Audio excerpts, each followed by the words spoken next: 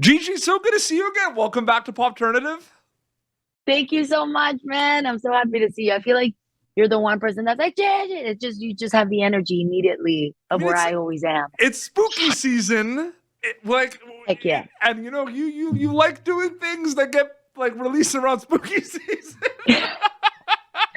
I know, story of my life, bro. Story of my life. So no, I'm excited to be here, man. I mean, a little bit of kind of a change of pace in terms of the style of filmmaking with the found footage. I mean, the first time I ever saw like a found footage horror movie with like the Blair Witch Project, it was so scary all around and everything. Does the mindset change compared to like non-found footage and found footage horror from a director filmmaking perspective, or is it all storytelling? 110%. 110%, brother. Because the thing is that with found footage, you immediately as a filmmaker are realizing, oh my God, audiences cannot feel they're watching a movie. Yeah. And that's weird to say that because we're so used to coverage and making things look pretty, and you're making a movie. Is the aesthetic.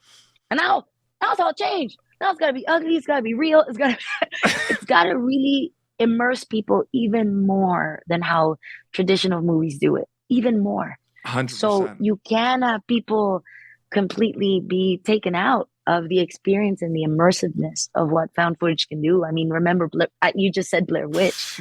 I think why that one hit. Crap out of me when I was young. It was too real. Right? I was born in the 90s. So I was like kind of young when I got to see it. And I was kind of like, what am I doing to myself? Like, this is so exactly. Exactly. You look at Paranormal Activity as well, the first one, like you feel all this is taped.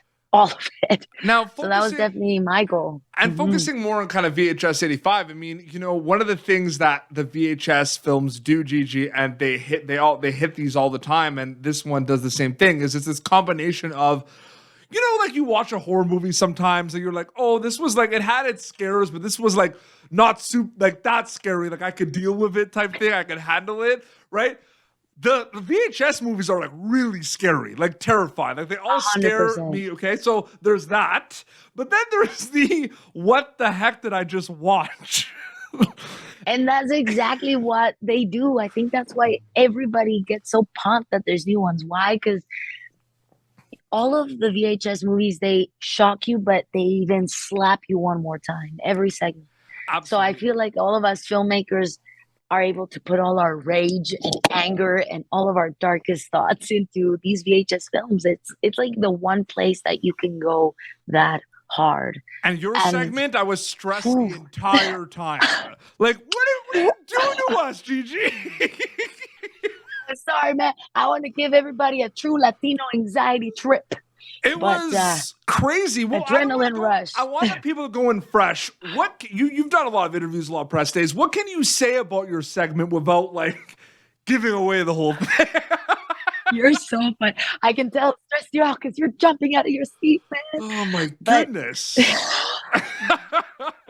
The ulcer I gave him was worth it, ladies and gentlemen. No, that's not what I'll say. But what I can say is that my segment is officially the first, not just Mexican, but the first VHS installment that's based on a true historical event of 85.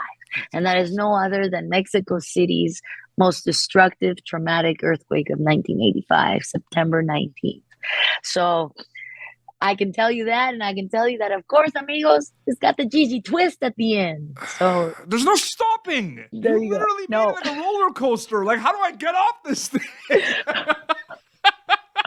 You're so funny. I love that you say that because that was honestly the goal was how do we create an adrenaline rush? And I think with found footage, even though there's limitations, found footage, there's different ways to do it. It could be a security camera that you can cut to for coverage. There could be two different perspectives cutting back and forth. In our case, what I really wanted to do, it even takes me back to non-traditional found footage, like just traditional filmmaking, like Texas Chainsaw. Mm-hmm. I remember always how it felt in real time. You're with the characters in real time. There's no time jump of the next day, 5 scenes later, flashback of what just happened. you're in real time with them. Mhm. So that's what I wanted. And doing that even in rec, I was like, oh Yes. my God, you can do this in found footage. And feeling that nonstop was the goal. So I'm glad that 100%. you brought it up, that you were so stressed out because it's Well, not cutting away. So I mean, I think it's really interesting because and I was talking to Natasha Kermani about this as well. There's a lot of reasons why you could write a book on why horror movies are so successful and popular. There's so many things. At the end of the day, yes, the business component of it is a little bit too, where you can have a great idea and, financially doesn't cost as much as other films. true. That's a big one. But I think there's this like thrill of like a thrill ride component of watching horror movies where like you literally just like strap in all of a sudden and you're just taken on this journey and everything. And I don't think a lot of other genres do that. I honestly think even when I watch action movies, yeah, I'm into it, but like horror movies, I am just so like invested in like this uncomfortable character situation and this, and like you feel like you really are on a roller coaster, Gigi. I truly believe that. Truly, truly. No, and I love that you bring that up because that's something I always say is that only in genre, only in horror, you're actually able to take real life human experiences. You can take political issues too. You can take real people. You can take whatever you want that we all understand, Yep. and actually put entertainment to it, and actually 100%. put something to it that will allow us to talk about it. Yeah. Like, look at all of Jordan Peele's films. Like, he's talking about something. Actually, majority of horror movies are, and you can put a vampire on it, and it still works. I know. Because I think what we yeah. watch every day in I mean, social people need to media check and out the Bingo Hell news, because it's Bingo. I want them to thank also you. check out Bingo Hell because that one also too had a lot. That was like a horror movie, but that was way more than just a horror movie. There was so much kind of going on there.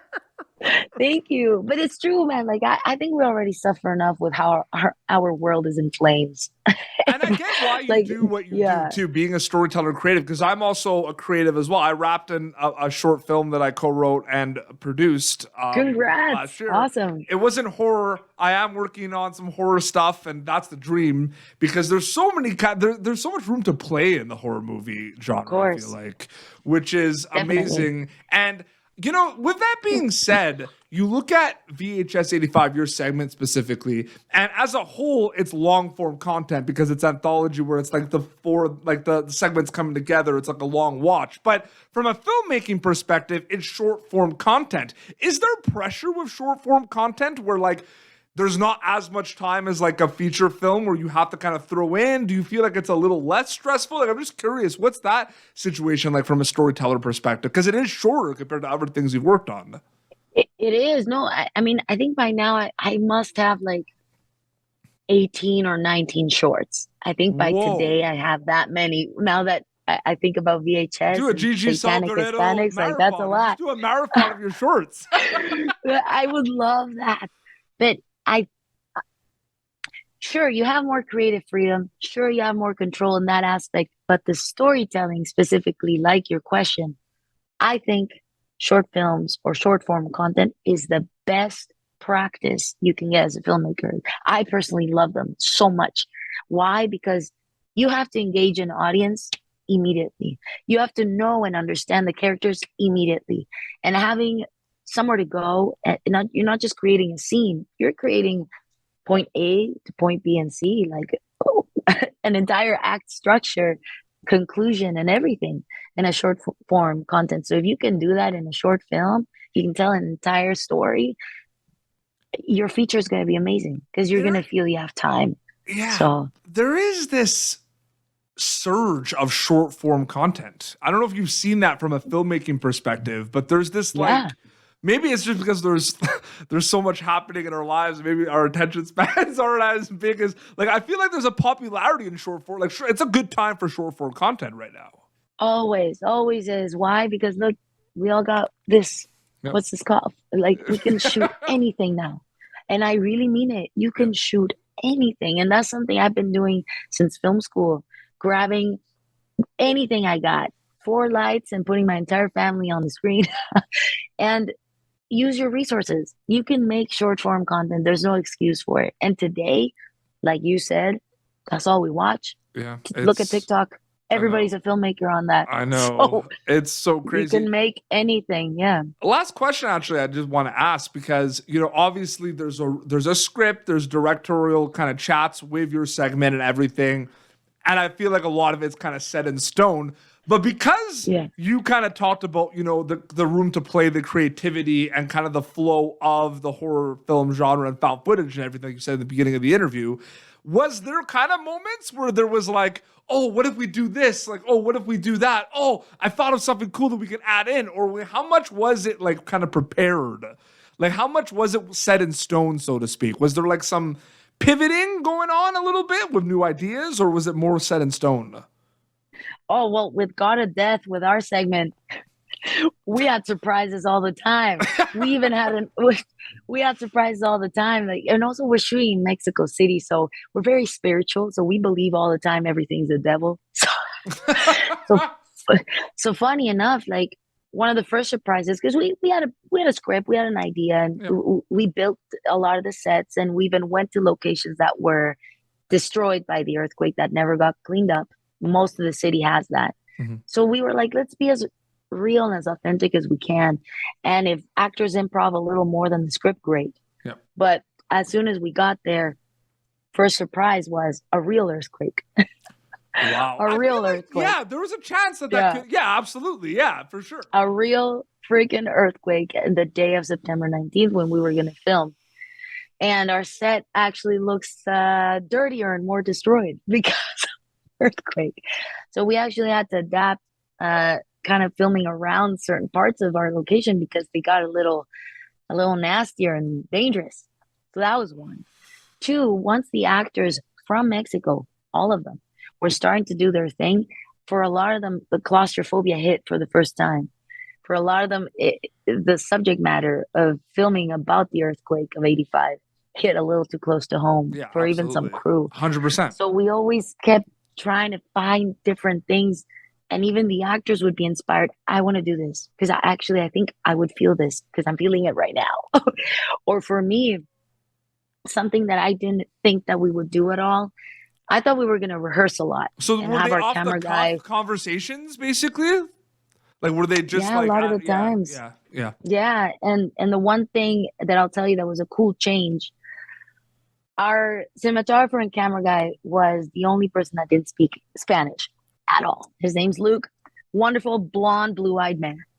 So I did not expect to have to actually have the lead actor, Luis, the cameraman, be hugging by the waist our camera guy the entire shoot.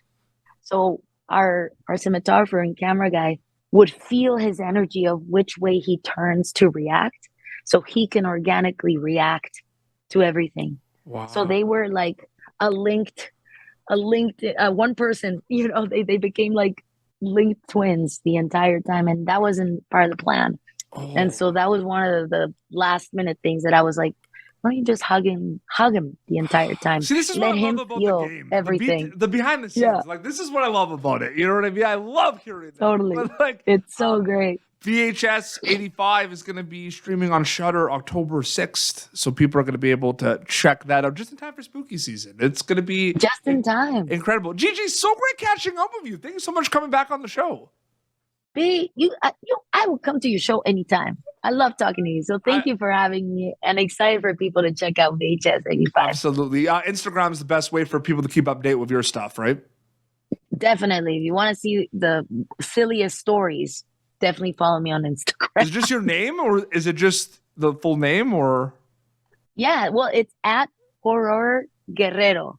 Yeah, but if you just put Gigi, if you just put Gigi, I'm pretty sure I'm under Gigi Hadid, the model. I'm pretty sure I'm number 2. So you'll find me really quick. Awesome. Well, this has been Pop Turd of youtube.com/PopTurd for previous episodes. VHS 85 is streaming on Shudder October 6th. Till next time, this is Gigi Saul Guerrero and Petey Beats signing off. Thank you for tuning in to Popturnative. Make sure to check out our past episodes of Popturnative on YouTube. This has been an Autograph Communications production.